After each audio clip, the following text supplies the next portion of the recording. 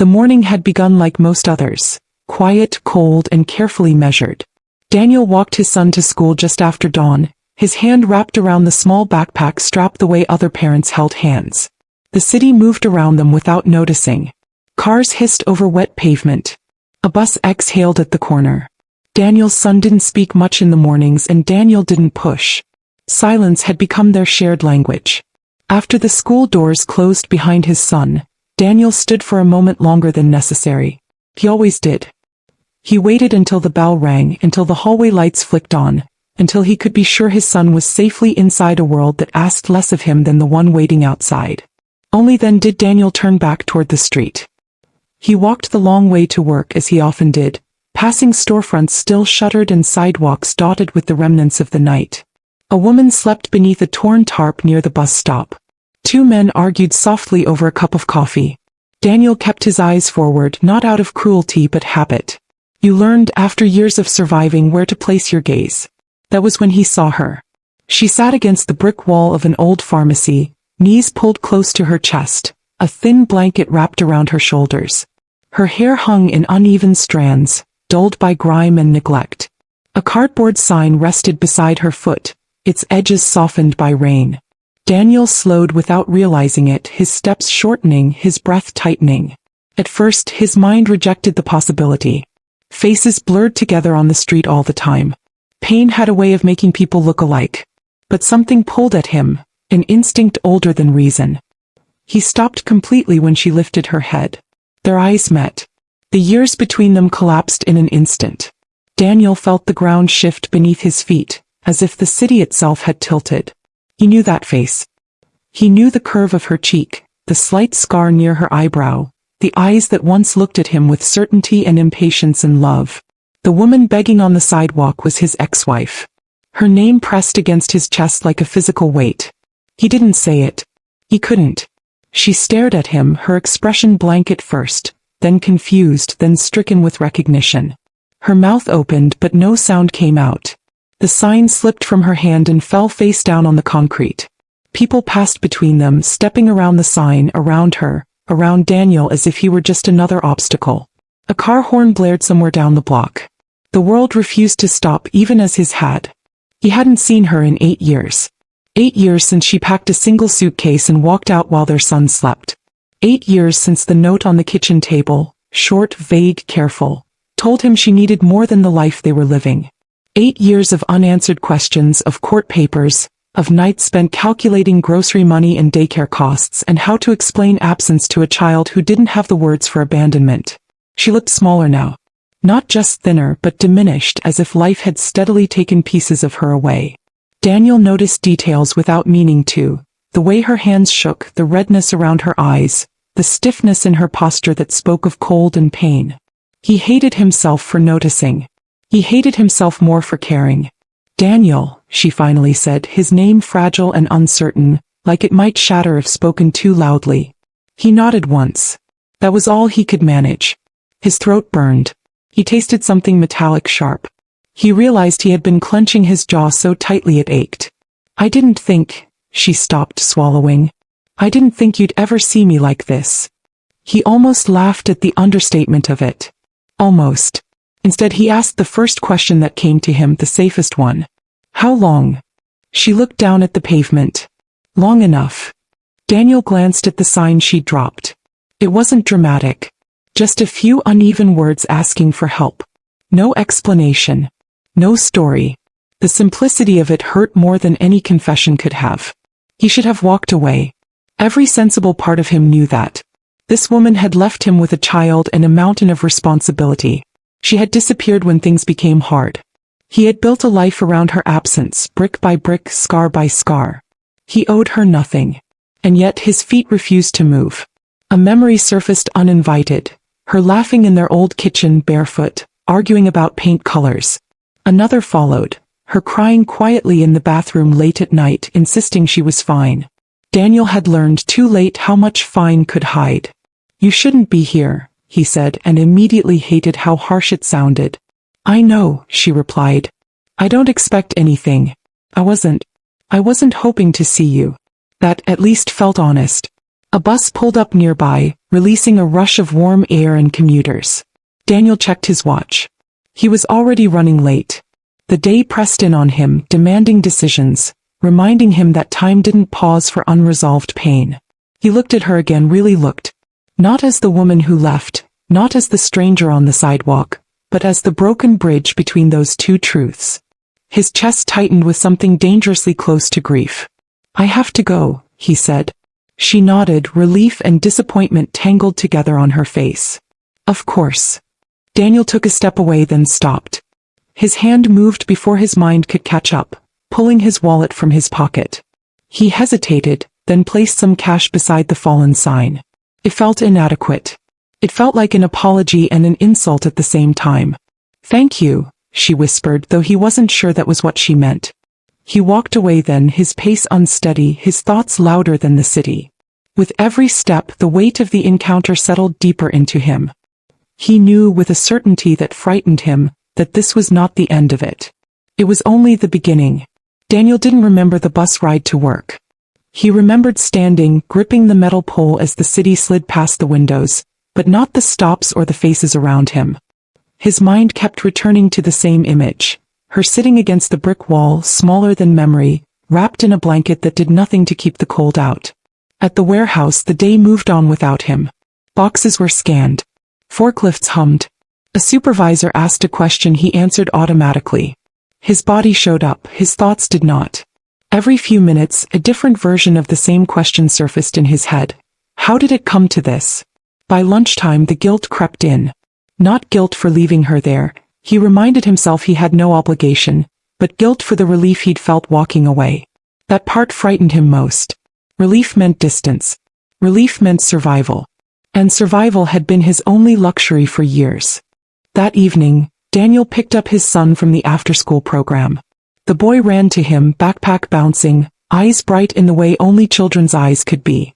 Daniel knelt automatically, opening his arms. The hug was tight and wordless, grounding him. "How was school?" Daniel asked. "Good," his son said, then paused. "We talked about families today." Daniel felt his shoulders tense. "Yeah. Everyone's family was different," the boy continued thoughtfully. "Some kids have 2 houses. Some live with grandparents. Mrs. Keller said that's okay." Daniel swallowed. "It is okay." They walked home together, the child talking about spelling tests and a class pet hamster. Daniel listened closely, anchoring himself to the present.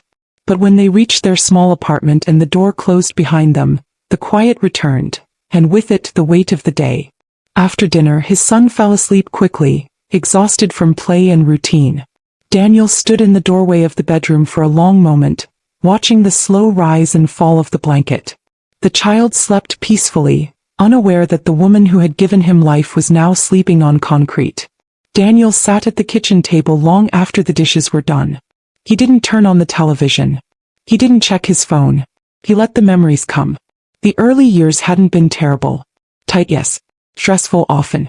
But there had been laughter, shared plans, the belief that effort would be rewarded eventually.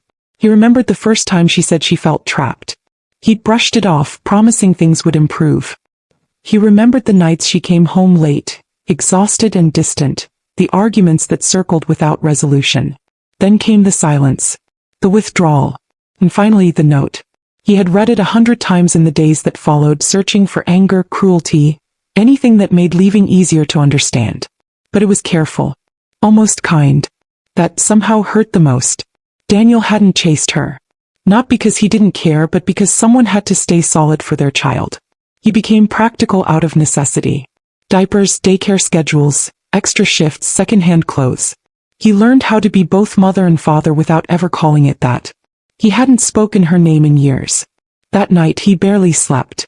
When he did, his dreams were disjointed, faces blending, voices echoing, the image of her sign dissolving in rain. The next morning, Daniel changed his routine. Instead of taking the long way to work, he walked directly past the old pharmacy. He told himself it was coincidence. He told himself he just wanted to know if she was still alive. He didn't let himself call it concern. She was there. Same wall. Same blanket. But she was awake this time, staring at her hands. When she saw him, her eyes widened with surprise and something else. Fear maybe. Or hope she didn't trust. I'm not staying, Daniel said quickly before either of them could speak. I just wanted to check. She nodded, pulling the blanket tighter. Thank you. He hesitated. Have you eaten? She shook her head. Daniel closed his eyes briefly, then gestured toward the cafe across the street. Come on. Just coffee. It's cold. Inside, the warmth hit them immediately. She hovered near the door, uncertain, until he motioned her toward a corner table. When the server came, Daniel ordered without asking. 2 coffees, 2 simple breakfasts. He watched her reaction carefully, ready for protest. None came. She ate slowly, carefully, like someone afraid the food might disappear if she moved too fast. I didn't want this, she said suddenly, staring into her cup. I didn't plan for any of it. Daniel didn't respond right away. Most people don't. Silence settled between them, not comfortable but no longer sharp. Outside, the city continued its rhythm. Inside, 2 lives intersected again, unwillingly and inevitably.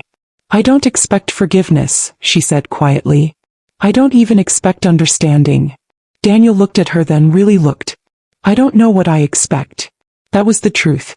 He felt pulled in opposite directions, toward the past he survived, and toward a present that demanded a decision he wasn't ready to make.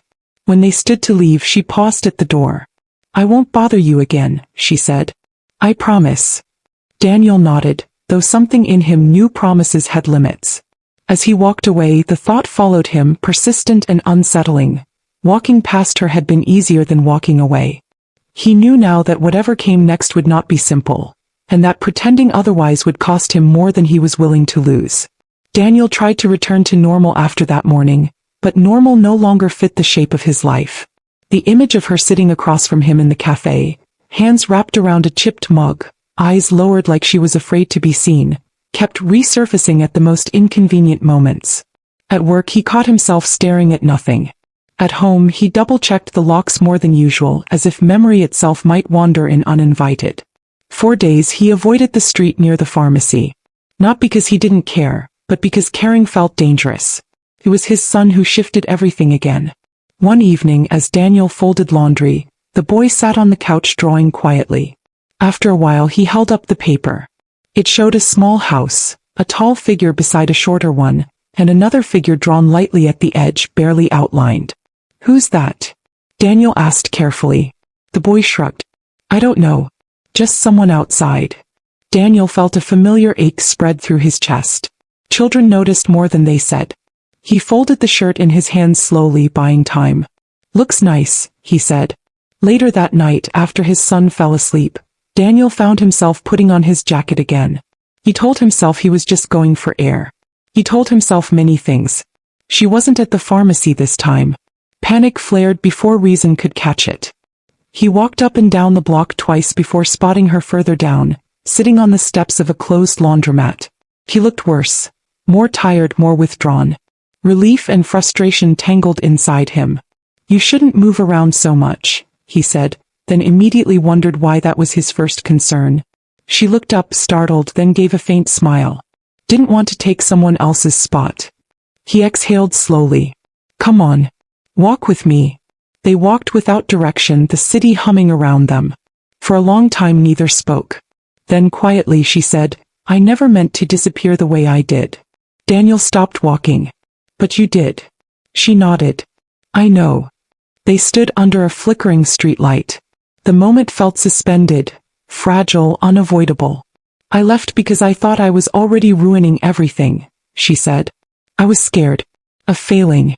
Of becoming invisible. Daniel laughed once, bitterly. You don't leave a child because you're scared. I didn't know how to stay, she replied, voice cracking.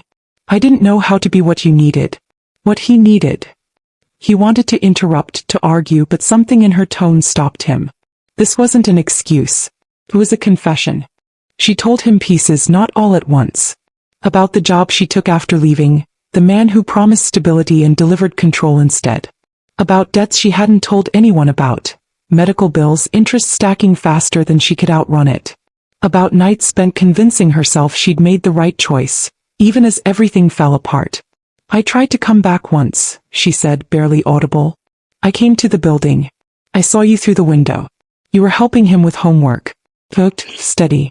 Like you didn't need me. Daniel closed his eyes. That night replayed in his mind now, suddenly sharper. The sense of being watched, the unexplained heaviness he'd felt without knowing why. So you walked away again, he said. Yes.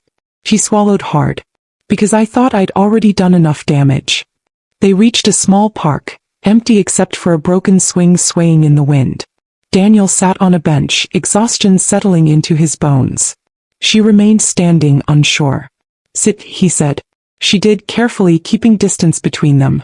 I hated you, Daniel admitted. For a long time. I hated you because hating was easier than missing you. She nodded. Tears slipped down her face, but she didn't wipe them away. I deserved that. Silence stretched, but it wasn't hostile anymore.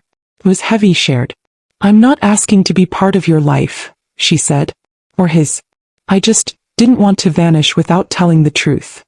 Daniel stared at the ground. The truth doesn't undo the past. I know, she said. But maybe it explains it. That night he walked her back toward the shelter she'd mentioned earlier but hadn't admitted she couldn't always access. When they reached the door she stopped. Thank you for listening, she said. That's more than I expected. Daniel hesitated, then said, I can't promise anything. I'm not asking for promises, she replied softly. As he walked home alone, the city felt quieter than usual. The anger he'd carried for years didn't disappear, but it shifted, making room for something else. Something heavier but more honest. He realized then that the hardest truths weren't the ones that shattered you. They were the ones that forced you to see people fully, flaws, fear and all. And once seen, they could no longer be ignored. Daniel didn't plan for the past to cross into his son's world. He told himself he was keeping things contained, controlled, careful. Adult pain on one side. Childhood safety on the other. He had built his life around that division. But life, he was learning, did not respect boundaries built on intention alone. It happened on a Saturday morning, the kind that moved slowly and asked little of anyone. Daniel and his son walked to the small grocery store a few blocks away, the boy kicking at pebbles, asking questions that drifted from dinosaurs to whether clouds ever got tired of floating. Daniel answered patiently, grateful for the ordinariness of it. They were leaving the store when Daniel saw her. She stood across the street near the bus stop, cleaner than he'd seen her before. Her hair was pulled back, still thin but washed. She wore a donated coat that didn't quite fit her shoulders. In her hands was a paper bag, folded carefully at the top. She hadn't seen them yet. Daniel stopped walking so abruptly his son bumped into his leg. Dad. Daniel's heart began to pound. Every instinct told him to turn, to reroute, to protect the fragile balance he'd built. But before he could decide, his son followed his gaze. The boy looked at her for a long moment. Children had a way of staring without judgment, without history. Just curiosity. She looks sad, the boy said quietly. Daniel felt his throat tighten. Yes, he said. She does. The woman looked up then and froze. Her eyes moved from Daniel to the child, and Daniel watched the realization land slowly, devastatingly. Her face drained of color. She took a step back as if distance alone could undo the moment. I didn't know you'd be here, she said, voice shaking. I can go. Daniel looked down at his son. The boy was still watching her, head tilted slightly, observant in that careful way that made adults uncomfortable. It's okay, Daniel said, though he wasn't entirely sure it was. The woman stood still, hands clenched around the bag. Hi, she said softly, directing the word toward the child but not daring to step closer.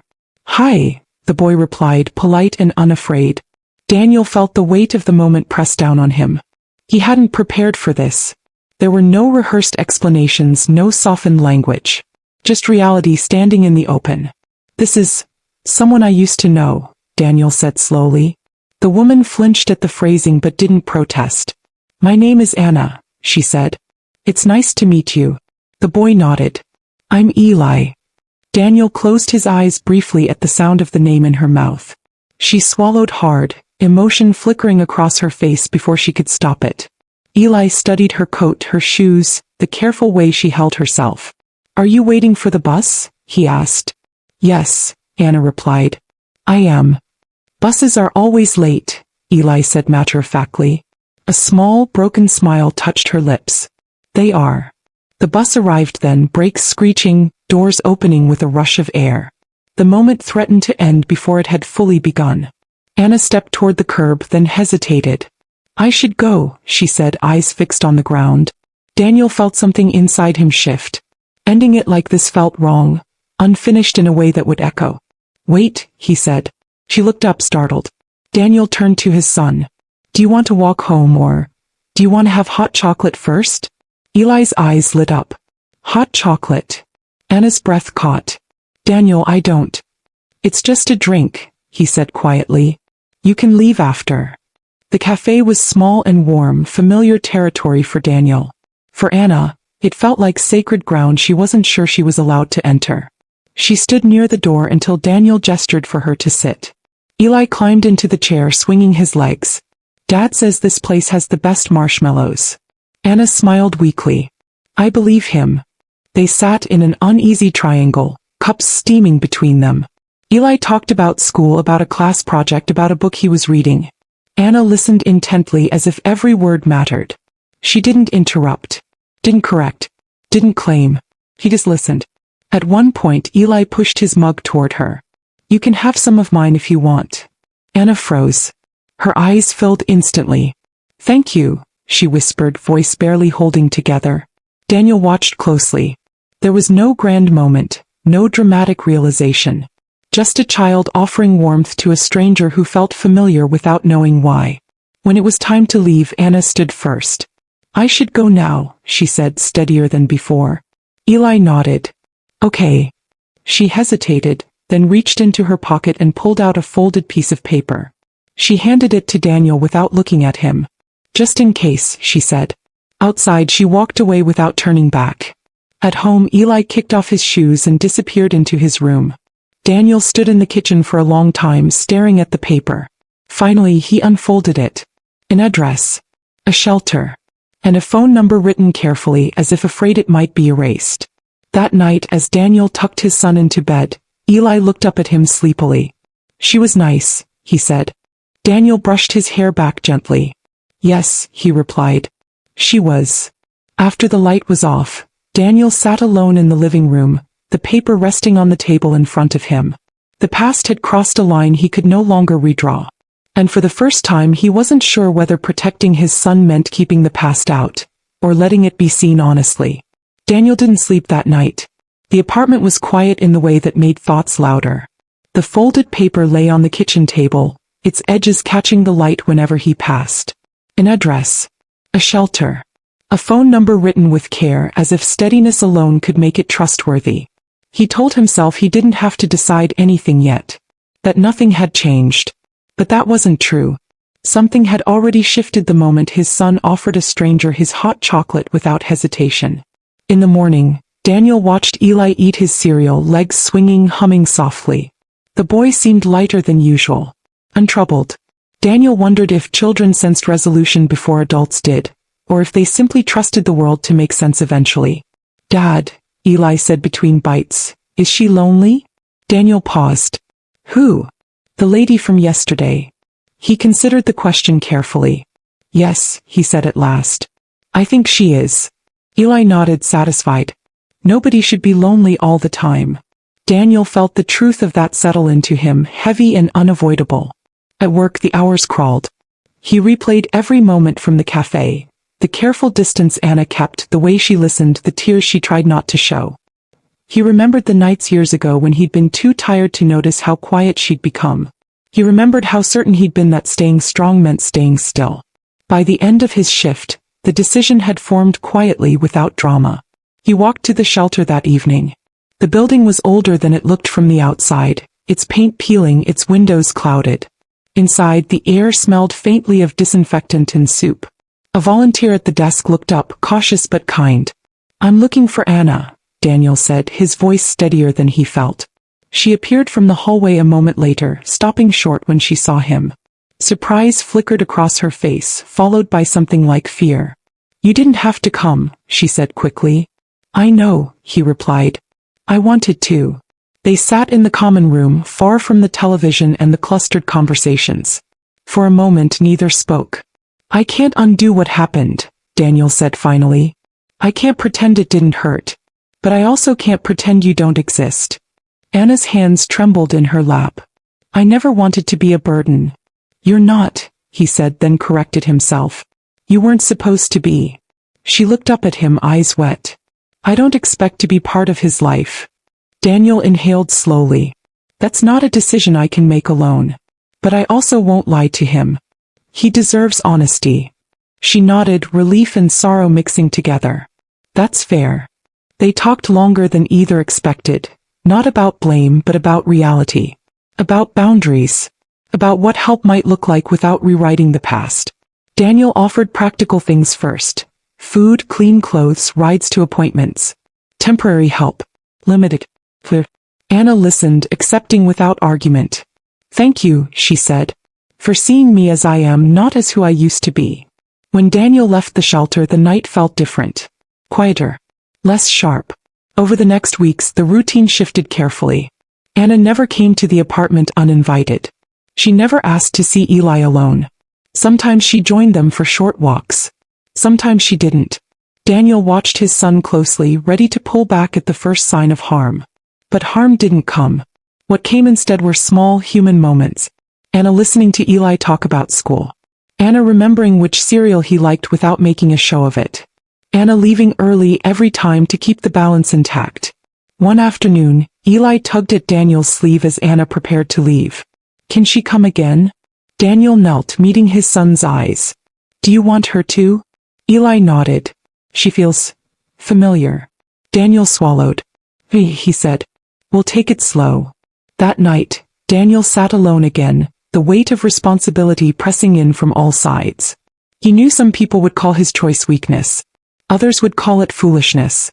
But as he thought about the years he'd spent holding everything together by force, he realized something important. Strength didn't always mean standing alone. Sometimes it meant allowing broken pieces to exist in the same space without shattering each other. The choice he'd made wasn't forgiveness. Not yet. It was something quieter. More difficult. It was compassion without guarantees. And it had already changed everything. Compassion did not arrive like a miracle. It did not erase history or soften every sharp edge.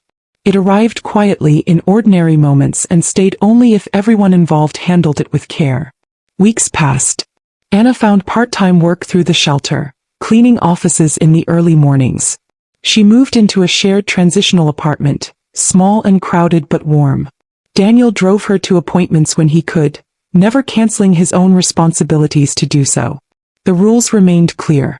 The distance remained respectful. And slowly something settled.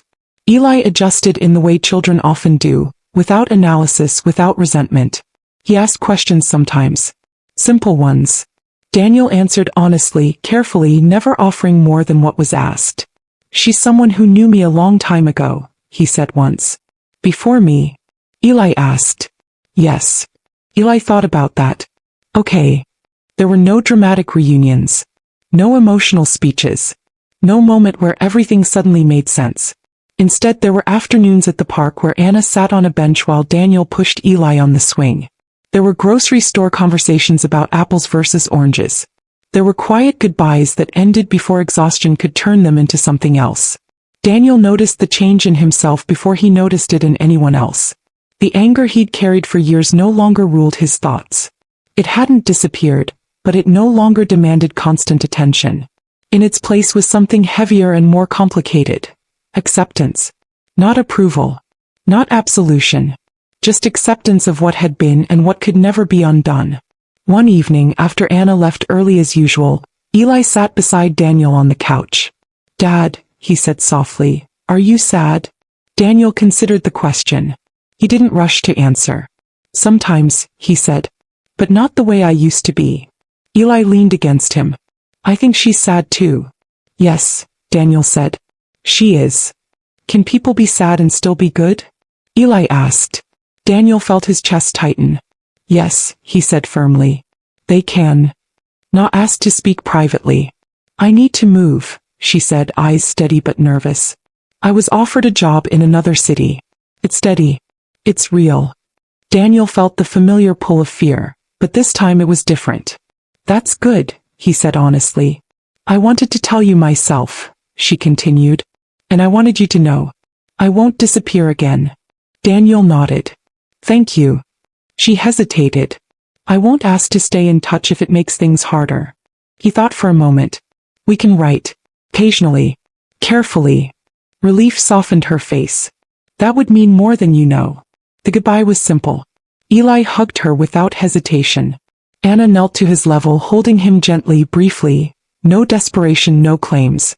Just presence. Take care of your dad, she said. I will, Eli replied. Daniel watched her walk away one last time. Not as a ghost, not as a wound, but as a person who had intersected his life in a way that would never be simple and never be erased. Months later, life settled back into its rhythm. The apartment felt warmer. Daniel laughed more easily. Eli slept better. The past no longer pressed against the present every day. Compassion had not restored what was lost. But it had given something else. It had given Daniel peace without denial. It had shown Eli that broken people were not beyond dignity. It had allowed truth to exist without demanding punishment. And when Daniel thought back to the day he first saw Anna on the street, small, cold, barely recognizable, he understood something clearly at last. Compassion did not mean forgetting the harm done. It meant choosing not to let that harm define the rest of your life. That choice, once made, stayed with him. Quiet, unremarkable, and strong enough to carry them forward.